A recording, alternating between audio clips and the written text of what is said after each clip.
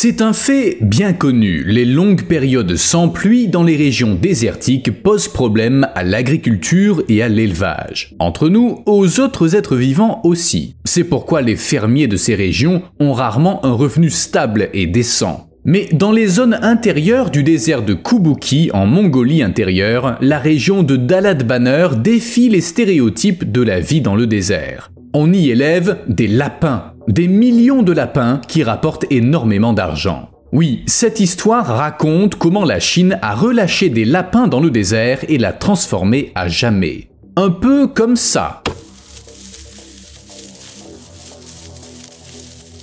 Eh bien, en fait, c'est plus compliqué que ça. Bon, je me sers un café et je vous dis tout, ça va être passionnant aujourd'hui.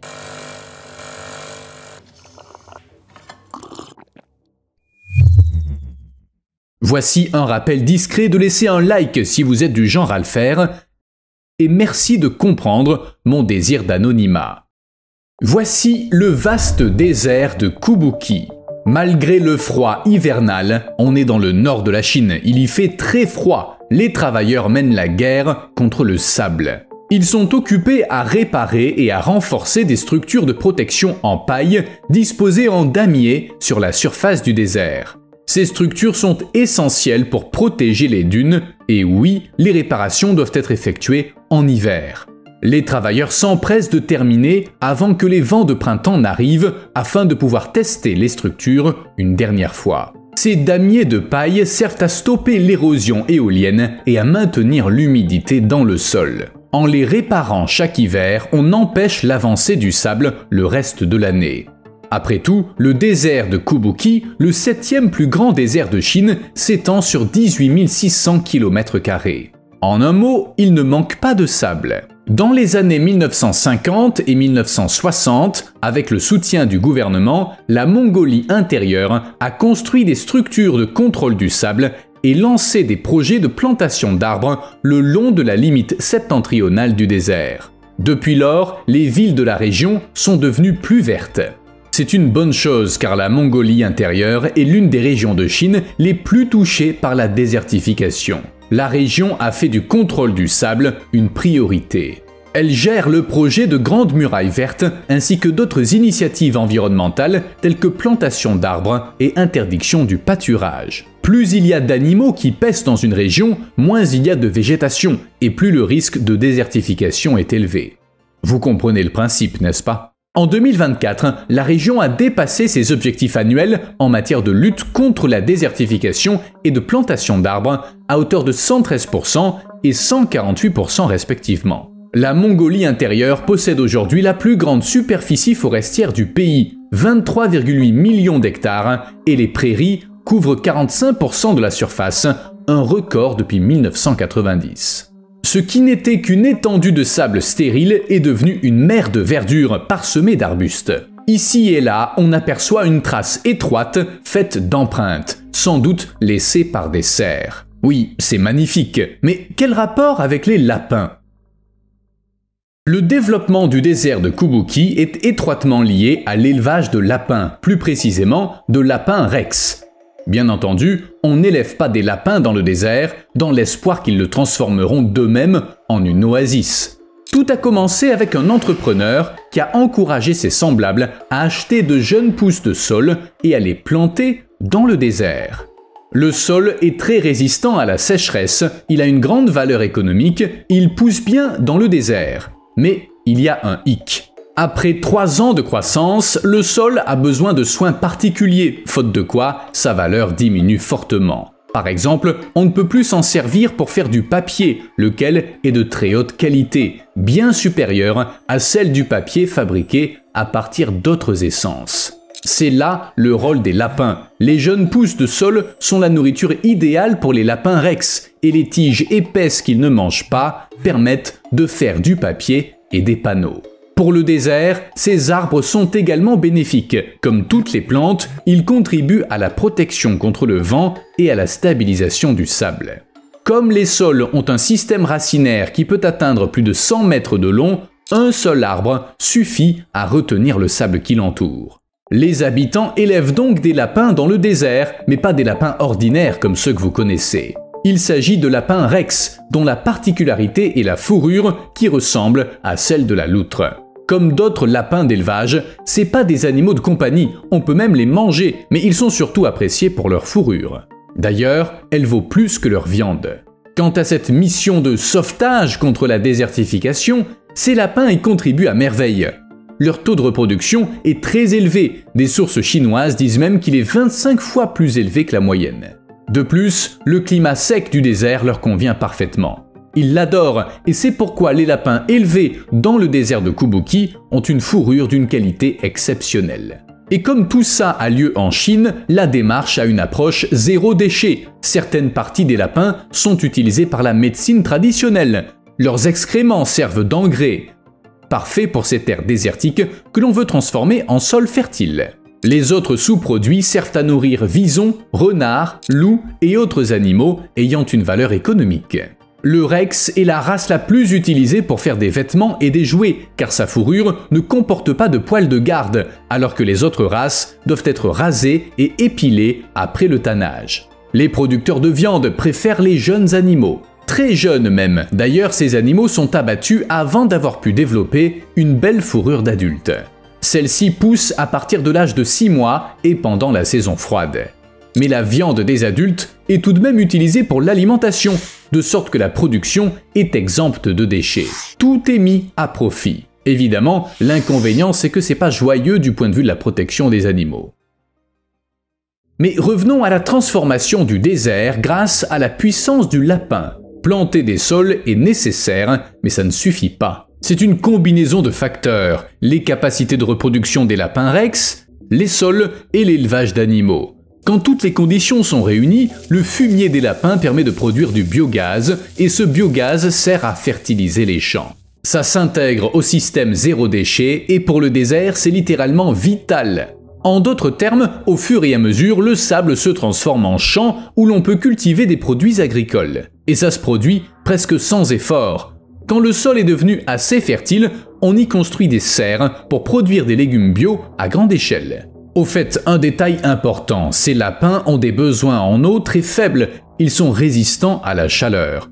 Ils adorent manger du foin et ils ont l'habitude d'en faire des tas. De plus, les lapins rex ne digèrent pas bien les graines et ils aiment creuser des trous. Toutes ces caractéristiques font d'eux les meilleurs producteurs d'herbe du désert. Regardez ça, le lapin trouve de l'herbe et la mange, digérant tout sauf les graines. Il fait ensuite ses besoins dans le désert, les graines non digérées tombent dans le sable avec de l'engrais et elles germent l'année suivante. Un peu plus d'herbe et un peu moins de sable. C'est gagné.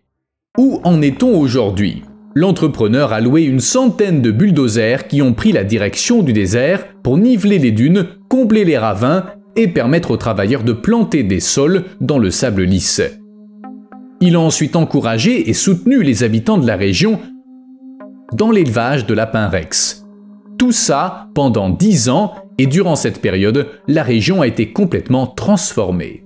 Bien entendu, pas que grâce aux arbres et aux lapins, on a beaucoup investi dans la construction de nouveaux villages. En 2013, par exemple, plus de 3 milliards de yuan, soit 380 millions d'euros, ont été dépensés. Ça a bien sûr attiré les fermiers et les éleveurs des environs qui ont pu développer leur activité et rendre le désert encore plus vivant. Progressivement, la superficie plantée en sol a dépassé 1,2 million d'hectares. On trouve plus de 2000 élevages de lapins rex et 3 millions de lapins sont vendus chaque année. Le revenu annuel moyen des éleveurs peut atteindre 50 à 70 000 yuan ou de 6 500 à 9 200 euros. Plus de 10 000 fermiers et éleveurs, autrefois pauvres, sont devenus riches ou peu s'en faut. En 2017, des journalistes sont venus interviewer les habitants et ils ont constaté que l'environnement avait bien changé. Certes, les autorités de la bannière de Dalat sont bien conscientes de l'énorme potentiel de développement de l'élevage de lapins. Ils promeuvent activement les secteurs concernés et les gens s'enrichissent.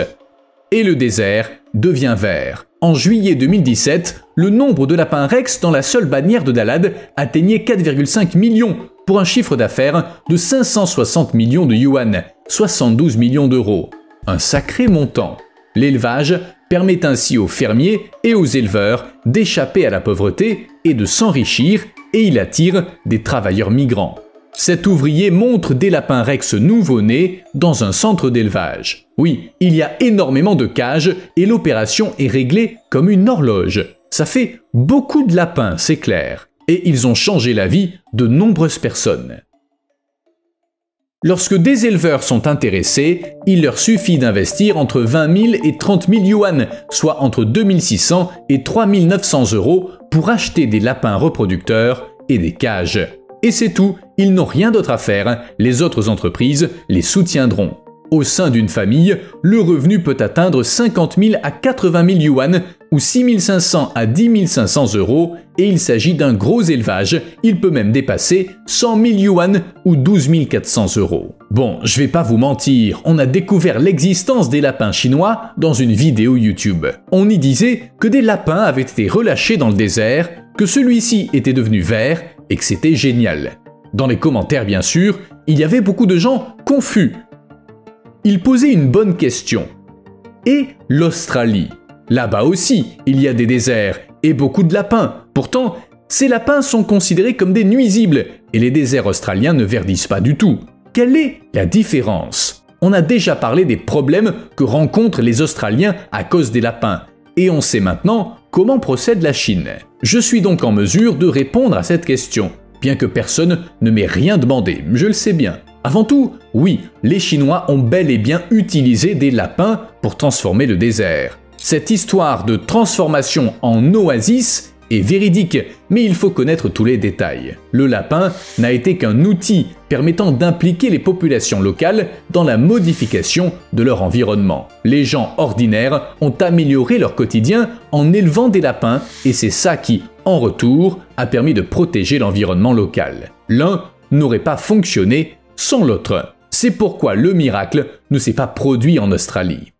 Mais revenons en Chine, car le désert dont je vous parle aujourd'hui n'est pas seulement connu pour ses sols et ses lapins. On y trouve aussi la centrale électrique de Junma. Aujourd'hui, en se promenant là, il est difficile d'imaginer qu'il s'agissait autrefois d'une terre stérile, appelée mer de la mort. Recouvrant 1,4 million de mètres carrés et composée de 196 000 panneaux solaires formant l'image d'un cheval au galop, cette centrale est la plus grande station photovoltaïque en milieu désertique de Chine. Et elle détient un autre record, celui de la plus grande image formée par des panneaux solaires. Ça a été attesté par le livre Guinness des records. D'ici 2022, le projet aura produit plus de 2,3 milliards de kilowattheures d'électricité propre et écologique, ce qui équivaut à une économie de 760 000 tonnes de charbon et à une réduction des émissions de CO2 de 1,85 million de tonnes. Et c'est pas tout, car en plus de fournir de l'énergie propre aux habitants et aux entreprises locales, la centrale solaire contribue à lutter contre la désertification. En outre, elle permet aux gens de gagner un revenu supplémentaire puisqu'ils peuvent cultiver et faire paître leur bétail sous les panneaux. Tout ça contribue à la survie de différentes industries dont le tourisme. Oui, du tourisme dans le désert, pourquoi pas.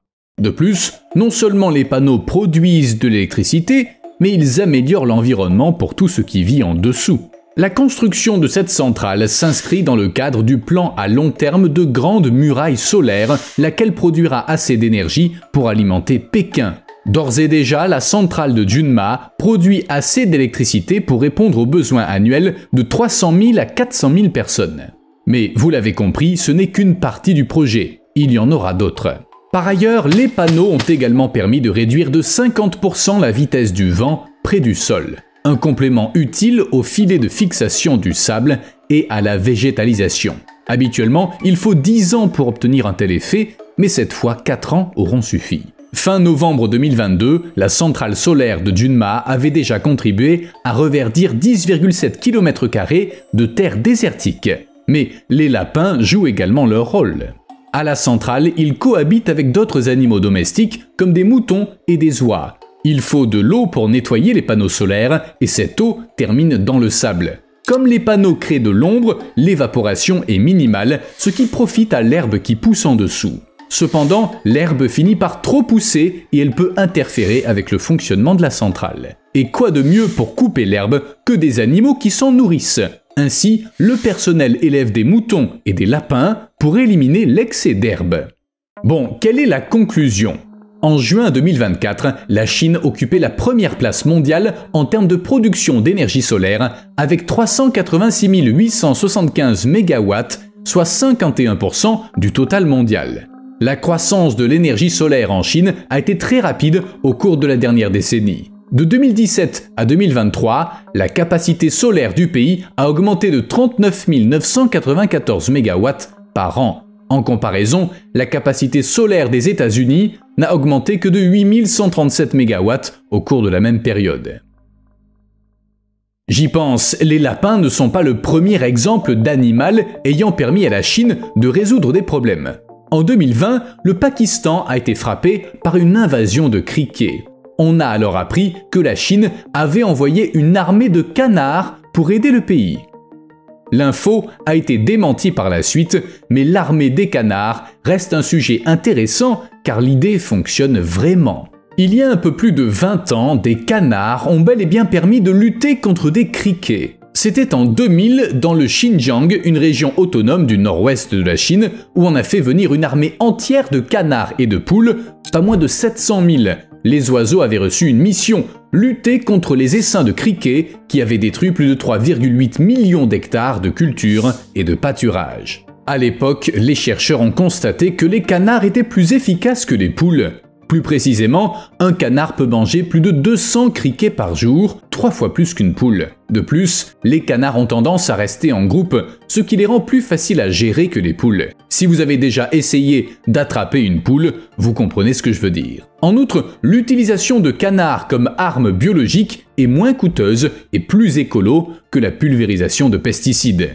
La pratique consistant à utiliser des canards pour lutter contre les criquets est ancienne, mais son efficacité était jusque-là limitée. Par exemple, en 1953, la ville de Suzhou, dans la province de Jiangsu, a utilisé des canards pour éliminer des criquets en raison du climat et d'autres facteurs.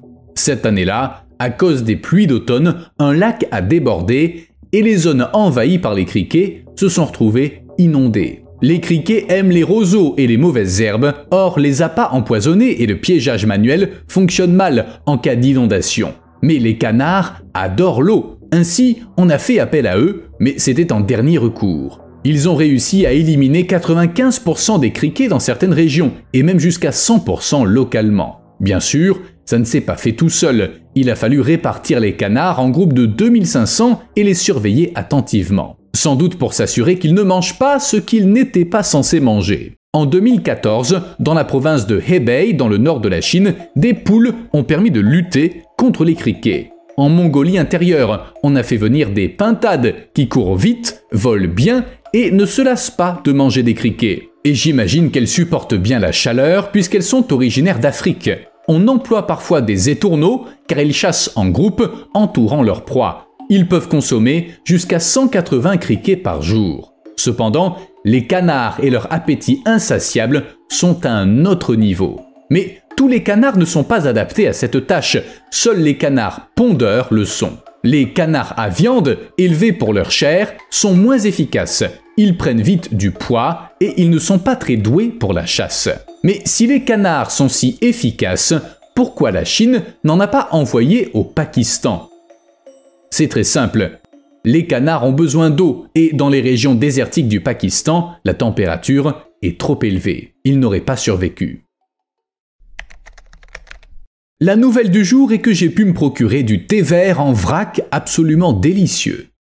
Yak contre désert. Le comté de Zhuge est l'une des plus grandes régions de Chine, connue pour ses vastes zones humides et ses marais. Le paysage est magnifique, mais il pourrait bientôt disparaître. Selon les données du Centre de surveillance de la désertification du Sichuan, 200 lacs de la région avaient disparu en 2009 et plus de 46 000 hectares de pâturage s'étaient transformés en désert. En outre, 30% des pâturages du comté, dont l'altitude peut atteindre 3500 mètres, sont menacés de désertification. La situation, vous l'aurez compris, est grave et les autorités font tout ce qu'elles peuvent pour préserver le comté de Zhuge. Ainsi, sur une période de 7 ans, 800 éleveurs locaux ont été engagés pour planter de l'herbe, ce qui a permis de restaurer une grande partie des terres. En outre, une méthode de plantation originale a été conçue. D'abord, des sillons profonds ont été creusés dans le sol, puis ils ont été remplis d'un mélange de graines de graminées et d'engrais avant d'être recouverts. En outre, des ceintures forestières de protection, des barrières de paille et des cultures de plantes fourragères ont été utilisées. Après de telles mesures, on espérait que la désertification serait stoppée, mais ça s'est avéré insuffisant. Alors, les autorités ont décidé de se tourner à nouveau vers les animaux, cette fois vers les yaks. De quelle façon? C'est très simple. On place les animaux dans des parcs où ils aident à faire pénétrer les graines dans le sol. Des études menées dans le comté de Zeuge ont montré que la présence de bétail accélère le rétablissement des prairies endommagées. Le plus intéressant, c'est que les éleveurs locaux avaient déjà proposé la même chose, mais leurs suggestions avaient été ignorées. Aujourd'hui pourtant, les autorités demandent leur aide, même si elles disposent d'experts et de technologies de pointe. Avantages et inconvénients des chèvres. De quels animaux on a parlé aujourd'hui? Des lapins, des canards, des poules, des yaks et même des étourneaux et des moutons. Il ne manque que les chèvres. Justement, elles causent certains problèmes, mais le bon côté, c'est qu'elles peuvent aussi les résoudre. Comment? Eh bien, regardez ça. Des chercheurs de l'Université de l'Oregon ont constaté que les chèvres et les moutons qui paissent en grand nombre en Mongolie ont gravement endommagé la végétation. Les recherches montrent que 80% de la disparition des plantes dans ces zones est due au surpâturage. Et parler de surpâturage n'est pas une exagération. Depuis 1990, en raison des changements économiques qui ont suivi l'effondrement de l'URSS, le nombre de têtes de bétail en Mongolie a doublé, atteignant 45 millions. La hausse du chômage a suscité un intérêt accru pour l'élevage traditionnel et les chèvres se sont multipliées à un rythme effrayant. Or, en Mongolie, les sols ne battent pas des records de fertilité. Considérons par exemple le désert de Gobi dans le sud du pays qui ne cesse de s'étendre et menace à la fois l'écosystème local et le climat de toute la planète. Si on y ajoute des chèvres, ça ne peut faire qu'empirer les choses. Enfin, en est-on bien sûr?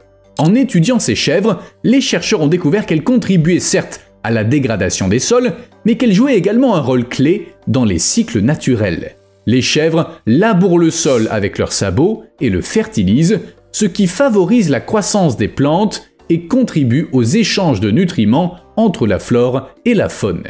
Dites, vous me suivez, pas vrai? Les chèvres détruisent les pâturages, mais en même temps, elles stimulent la croissance des plantes. La solution saute aux yeux, passer un accord avec les éleveurs pour limiter le temps de pâturage des animaux. Ainsi, un équilibre devrait être atteint. La stratégie de l'Espagne. L'humanité essaie pourtant de préserver la Terre, comme en Chine par exemple, dont on a beaucoup parlé aujourd'hui. Ou en Espagne. Ce pays a élaboré un plan à long terme pour lutter contre la désertification. L'Andalousie, premier producteur mondial d'huile d'olive, avec ses oliveraies vastes et densément plantées, est particulièrement menacée. Cette région clé doit être restaurée en priorité.